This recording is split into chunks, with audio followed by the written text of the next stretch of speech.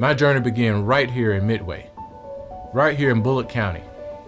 I was out in the fields picking peas with my grandparents when I could barely walk. They were sharecroppers. I'm literally one generation removed from being born on a plantation myself. It's right here that I first learned what hard work looks like.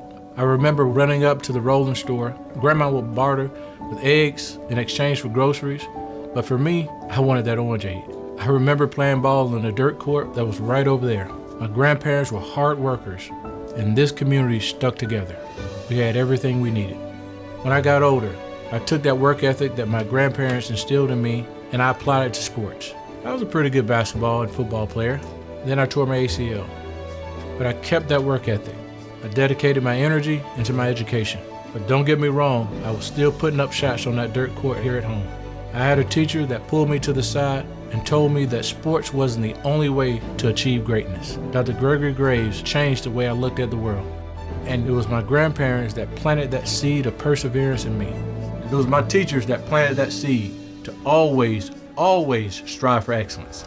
And it was my time at the National Education Association student program that planted the seed that change could happen when people like us are in the room fighting to make people's lives better.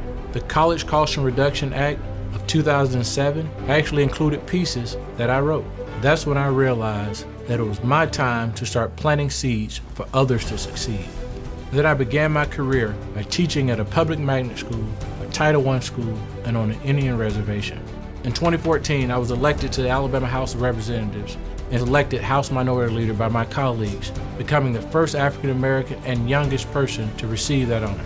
It put me in a position to steer hundreds of millions of dollars of economic investment in the 2nd Congressional District. I worked with the Space and Rocket Center or robotics camps where we show kids who are growing up just like I did, that they can become rocket scientists and astronauts. I passed legislation for working families that puts more money in your pocket. It's a new bill sponsored by House Minority Leader Anthony Daniels. In Alabama, workers will no longer have to pay the state's 5% tax on their overtime wages. I know what it takes to make a difference. I'm always representing home, always fighting for you. I worked across the aisle to lower drug costs for seniors. I'm leading the fight to expand Medicaid for working families right here in Alabama. I'm Anthony Daniels, and I approve this message because it's time that we have one of us in Congress.